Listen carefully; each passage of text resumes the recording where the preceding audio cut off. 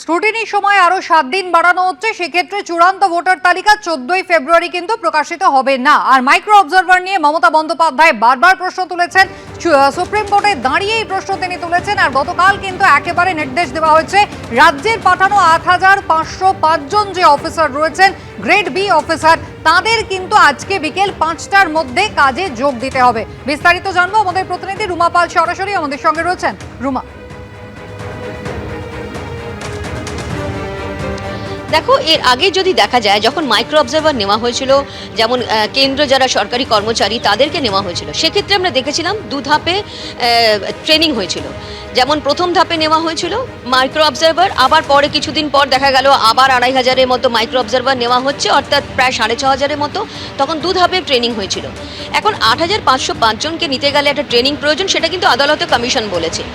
সেক্ষেত্রে জানিয়ে রাখি যে কমিশনের বক্তব্য যে ৮৫০৫ জন যে দেওয়া হচ্ছে, সেখানে বেশিরভাগ ক্ষেত্রেই হচ্ছে লোয়ার ডিভিশন ক্লার্ক এবং আপার ডিভিশন ক্লার্ক, এবং অফিসারদের সংখ্যা কম রয়েছে। কমিশন যাদের মনে করবে যে উপযুক্ত তারা কাজ করার ক্ষেত্রে, তাদেরই কিন্তু এই কাজে ব্যবহার করবে। অন্যদিকে জানিয়ে রাখি যে এখন 2 সপ্তাহ ধরে কিন্তু মাইক্রো অবজারভাররা কোনো শুনানিতে নেই। তারা কিন্তু রোল অবজারভারদের সাহায্য করছে, অর্থাৎ যখন যেভাবে তথ্য আসছে সেইগুলো যাচাই করছে, রোল অবজারভারদের সাহায্য করছে। এখন কিন্তু তারা শুনানি কেন্দ্রে নেই। তাহলে এই যে ৮৫০৫ জন যে মাইক্রো অবজারভার আসবে, তারা কোথায় রিক্রুট করা হবে, তাদের কোথায় রাখা হবে? সেক্ষেত্রে কিন্তু কমিশনের বক্তব্য যে এই যে ডিসপোজাল হবে, ভেরিফিকেশন হবে, সেক্ষেত্রে তারা সেই কাজ করতে পারে, কারণ শুনানি কেন্দ্রে কিন্তু এখন কোনো মাইক্রো অবজারভার নেই। এবং ৮৫০৫ জন আজকে বিকেলের মধ্যেই যদি জয়েন করার কথা থাকে, সেক্ষেত্রে কমিশন কিন্তু এখনো পর্যন্ত কিছু জানায়নি। এবং যেহেতু বলা হচ্ছে যে বেশিরভাগই লোয়ার ডিভিশন ক্লার্ক এবং আপার ডিভিশন ক্লার্ক, তাহলে কমিশন যাদের মনে করবে তাদেরই কিন্তু কাজে জয়েন করতে বলবে, এমনটাই কিন্তু কমিশন সূত্রে খবর।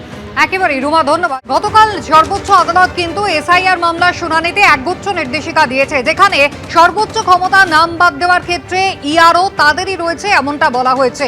ইআরওদের কাজে সহায়তা করবেন মাইক্রো অবজারভাররা।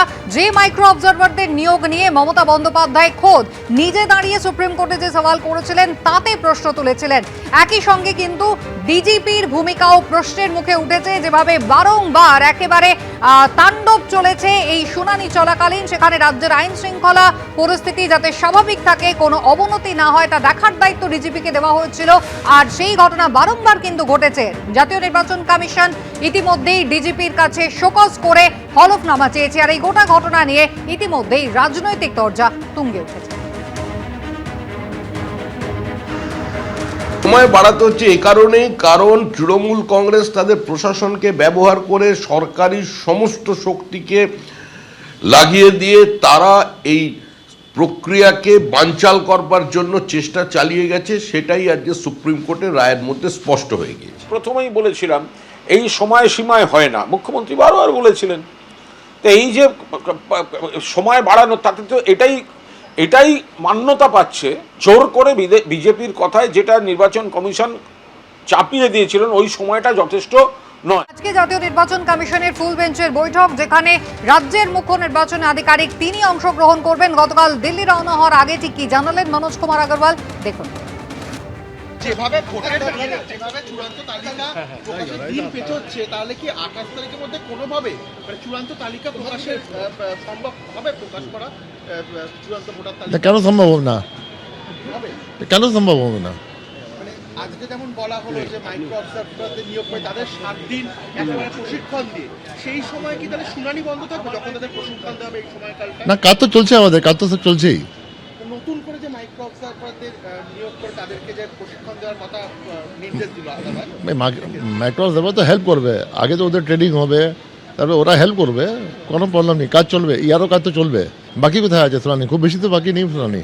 28 তারিখের মধ্যে চূড়ান্ত ভোটার তালিকা প্রকাশ করা সম্ভব হবে? হ্যাঁ, সম্পূর্ণ চেষ্টা। গতকালই সুপ্রিম কোর্টে ছিল এসআইআর মামলার শুনানি, যেখানে একগুচ্ছ নির্দেশ দিয়েছে সুপ্রিম কোর্ট। স্ক্রুটিনিতে যেমন আরো 7 দিন বাড়ানো হয়েছে, সেক্ষেত্রে চূড়ান্ত ভোটার তালিকা 14ই ফেব্রুয়ারি প্রকাশিত হবে না। অন্যদিকে আজকে জাতীয় নির্বাচন কমিশনের ফুল বেঞ্চের বৈঠক রয়েছে দিল্লিতে। আর সেই বৈঠকে অংশ নিচ্ছেন এ রাজ্যের মুখ্য নির্বাচনী আধিকারিক মনোজ কুমার আগরওয়াল। বিস্তারিত জানবো, আমাদের প্রতিনিধি রুমা পাল রয়েছেন আমাদের সঙ্গে। রুমা, গতকালই শুনানি হয়েছে এসআইআর নিয়ে সুপ্রিম কোর্টে। আমরা দেখেছি একগুচ্ছ নির্দেশিকা, যেটা কিছু রাজ্যের পক্ষে গিয়েছে, কিছু নির্বাচন কমিশনের পক্ষে গিয়েছে। আজকে নির্বাচন কমিশনের এই ফুল বেঞ্চের যে বৈঠক, মূলত তার কি উদ্দেশ্য? দেখো জানিয়ে রাখি এসআইআর প্রক্রিয়া চলছে এবং সেক্ষেত্রে কিন্তু ফাইনাল ভোটার লিস্ট কবে বেরোবে এখন সেটাই প্রশ্ন। যেমন শুনানির সময়সীমা বাড়ানো হয়েছে সিও দপ্তরের থেকে ইসিআইয়ের কাছে কিন্তু জানানো হয়েছে, তবে ইসিআইয়ের তরফ থেকে কিন্তু আলাদা করে কোনো নোটিফিকেশন আসেনি যেখানে কিন্তু চূড়ান্ত ভোটার লিস্ট কবে বেরোবে সেরকমটা জানা যায়। অর্থাৎ যেমন আদালত বলেছে 7 দিন স্ক্রুটিনি আরও বাড়াতে হবে। 14ই ফেব্রুয়ারি পর্যন্ত যদি শুনানি বা অন্য প্রক্রিয়া চলে, এরপর যদি স্ক্রুটিনি চলে তাহলে কিন্তু 28শে ফেব্রুয়ারি অর্থাৎ একদম ফেব্রুয়ারি শেষ দিনে কিন্তু গিয়ে যদি ফাইনাল ভোটার লিস্ট বেরোয়, বের করতেই হবে, কারণ সিও দপ্তর বলছে যদি 28শে ফেব্রুয়ারির মধ্যে যদি ফাইনাল ভোটার লিস্ট না বেরোয় তাহলে কিন্তু তারপর যে ভোট প্রক্রিয়ার যে নির্ঘণ্ট ঘোষণা সেটা একটা সমস্যা হয়ে দাঁড়াতে পারে। এবং এই সমস্ত প্রক্রিয়া নিয়ে যেমন আলোচনা রয়েছে সেরকমটাই আলোচনা রয়েছে ভোট নিয়ে, অর্থাৎ নির্বাচন কিন্তু একদম দোরগোড়ায়। এসআইআর প্রক্রিয়া শেষ এবং ফাইনাল ভোটার লিস্টের বেরোনোর পরপরই কিন্তু ভোটের নির্ঘণ্ট প্রকাশিত হয়ে যাবে এবং সেই কারণে পুরো নিয়েই কিন্তু আলোচনা আজকে রয়েছে, যেমন এসআইআর প্রক্রিয়া শেষ পর্যায়ে নিয়ে এবং তার সঙ্গে সঙ্গে এটাও ঠিক ভোট প্রক্রিয়া নিয়ে। এবার সবথেকে বড় প্রশ্ন, যখন এতটাই সময় নিচ্ছে ফাইনাল ভোটার লিস্ট বেরোতে, সেক্ষেত্রে কিন্তু ভোট প্রক্রিয়া যখন আবার ফুল বেঞ্চ আবার এই রাজ্যে আসবে, তারপর ফুল বেঞ্চ ফিরে গিয়ে সেখানে আবার যখন ভোট ঘোষণা করা হবে সেটাতে কেন সময়সীমা লাগবে মিনিমাম 23 দিন বা এবং ম্যাক্সিমাম 45 দিন সময় লাগবে। সেক্ষেত্রে পুরো বিষয়টা করতে গেলে এপ্রিল মাসে যদি ভোট হয় তাহলে কত দফায় ভোট হবে? এর আগে জানিয়ে রাখি সিও দপ্তর থেকে স্পষ্টভাবে বলা হয়েছিল যদি তাদের কাছে পরামর্শ চাওয়া হয় তাহলে কিন্তু তারা এক দফায় করতে প্রস্তুত, এমনটা কিন্তু তারা জানাবেন। এবং এই দফা নিয়ে তারপর দফাতে হলে কত বাহিনী প্রয়োজন, বাহিনী লাগলে কোথা থেকে বাহিনী আসবে, সে সমস্ত কিছু নিয়েই কিন্তু এই আলোচনা রয়েছে। তবে এটা ঠিক ফাইনাল ভোটার লিস্ট কবে বেরোবে সবথেকে বড় প্রশ্ন। 28শে ফেব্রুয়ারি কি?